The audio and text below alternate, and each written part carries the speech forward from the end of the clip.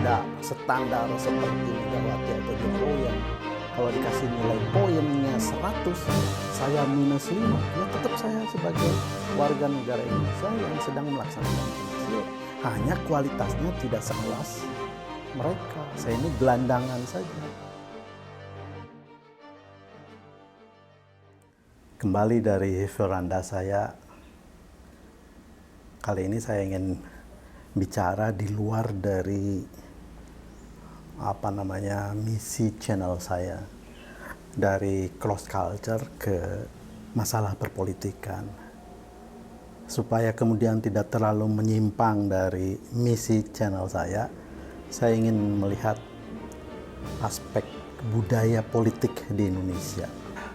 Dorongan saya membuat video ini adalah karena saya kesal dengan lingkungan kampus, para intelektual yang harusnya berdiri di depan menyuarakan kebenaran, tapi malah mereka ikut arus dengan rezim, setiap rezim bahkan. Hanya ingin appeal saja kepada semua bahwa situasi budaya perpolitikan di Indonesia itu seperti ini. Baik, saya ingin mulai dari perjalanan sejarah kita. Kita ini menganut sistem negara Republik Indonesia yang berdasarkan Pancasila dan Undang-Undang Dasar 1945 yang kita banggakan, yang kita bela, yang kita perjuangkan sampai saat ini.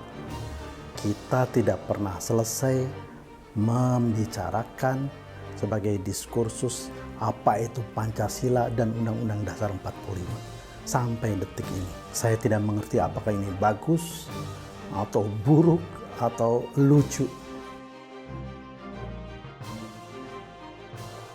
atau memang kontroversial, ya, selalu menjadi diskursus. Oke, pada era Bung Karno berkali-kali berganti undang-undang dasar, konstitusi, sampai akhirnya kembali kepada dekret presiden, kembali kepada undang-undang dasar tahun 1945.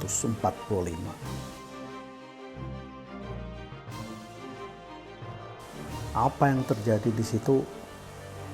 Ya, kita bisa melihat sejarah yang nyata, ya, bahwa konstitusi yang ditafsirkan oleh para pemikir pada waktu itu, para negarawan pada waktu itu, para rezim pada waktu itu, ya lahir 100 menteri, lahir 100 partai, ya presiden bisa membubarkan DPR, bisa mengangkat anggota konstitusi, dan seterusnya, dan bahkan tidak pernah melaksanakan hasil pemilu tahun 1955, sampai akhirnya Bung Karno mundur atau dimundurkan atau dikudeta atau apa saja, saya tidak mengerti.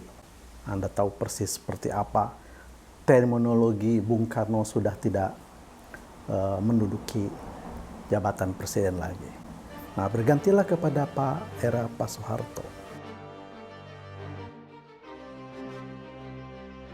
Mungkin trauma masa lalu, Pak Harto mengambil sikap melaksanakan Undang-Undang Dasar 45 dan Pancasila secara murni dan konsekuen. Ya, lahirlah seperti yang kita catat semua. Pak Harto bisa sampai 6 kali dipilih, terpilih kembali sebagai presiden. Salah? Tidak, memang konstitusinya begitu. Siapapun nanti kalau jadi presiden, kalau diatur oleh Undang-Undang Dasar 45 yang dilaksanakan secara murni dan konsekuen, UUD 45 yang dilaksanakan oleh Pak Harto, ya hasilnya seperti itu, sama saja. Karena aturan mainnya seperti itu. Oke? Sampai akhirnya juga Pak Harto lengser atau dilengserkan. Ya, tapi saya ingin mengatakan lengser karena dia menyatakan diri secara resmi mengundurkan diri.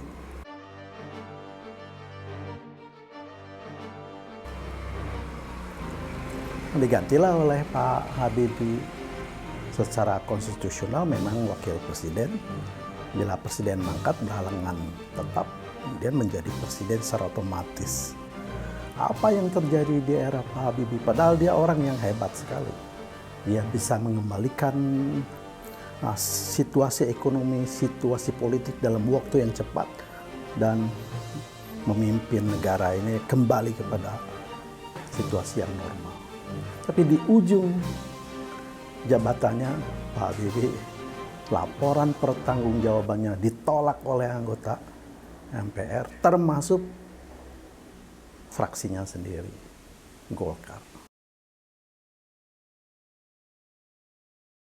Nah, ini lucu sekali ya. Setelah itu kemudian terpilihlah Gus Dur. Kita senang dengan kehadiran beliau. Tapi di dalam konstitusi kita, di dalam Undang-Undang Dasar 45, ya, presiden dipilih dari partai yang suaranya kecil. Terpilih dan dipilih dari partai yang suaranya kecil. Ini menurut aturan mainnya absurd, aneh. Dan akhirnya juga di ujungnya presiden yang diangkat dipilih oleh anggota MPR diberhentikan lagi, diimpeach lagi oleh mereka yang memilih. Ini konstitusi kita. Sampai saya tidak mau ngupas Megawati, SBY, sampai sekarang ini yang Presiden Jokowi ini, kalau konstitusi kita baik, kalau konstitusi kita itu ajeg, benar, maka semodel Jokowi itu tidak akan bisa tampil untuk menjadi calon gubernur, menjadi calon presiden. Kenapa? Karena di Solo sendiri dia belum selesai. Ya, dia melanggar sumpah jabatannya. Tapi karena aturannya tidak melarang itu, ya dia bisa menjadi calon gubernur dan berhasil. Begitu juga ketika dia berjanji kalau nanti dia terpilih menjadi gubernur, akan menuntaskan selama 5 tahun menjadi gubernur.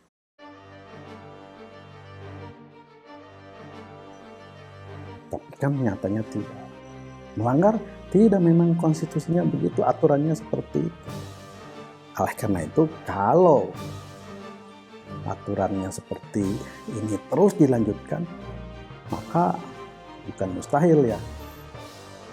Peristiwa seperti Soekarno, peristiwa seperti Soeharto, peristiwa seperti Habibie, peristiwa seperti Gus Dur, dan kejadian juga kepada Jokowi akan terulang kembali. Itu ilustrasinya. Yang kedua adalah membaca sejarah seperti itu, masih ada orang yang berpikiran ingin kembali kepada Undang-Undang Dasar 1945 yang asli, quote and quote, katanya yang asli. Tapi ya tidak lebih dan tidak kurang, ya kembali kepada sistem yang seperti dilaksanakan oleh Pak Harto, di mana presiden dipilih oleh Majelis Permusyawaratan Rakyat, yang di dalamnya adalah terdiri dari partai-partai yang ikut pemilu, utusan golongan yaitu para utusan daerah yang datang, gubernur, bupati dan lain sebagainya di situ, dan fraksi ABRI. Sepertiganya fraksi ABRI, sepertiganya utusan daerah dan golongan, dan sepertiganya yang dipilih oleh rakyat. Yang 2/3 ini adalah menjadi wewenang presiden. Dengan kepres-kepresnya mengangkat mereka, ya tentu akan kembali lagi seperti zaman Pak Harto. Orang terus terpilih kembali sampai 6 kali. Nah, ada kelompok yang ingin kembali kepada sistem lama itu. Saya tidak mengerti itu. Itulah ilustrasinya.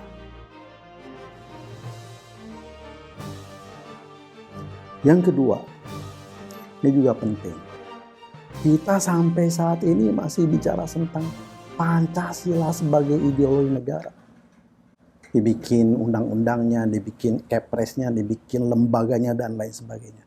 Padahal menurut Bung Karno, Pancasila itu digali dari akar budaya bangsa.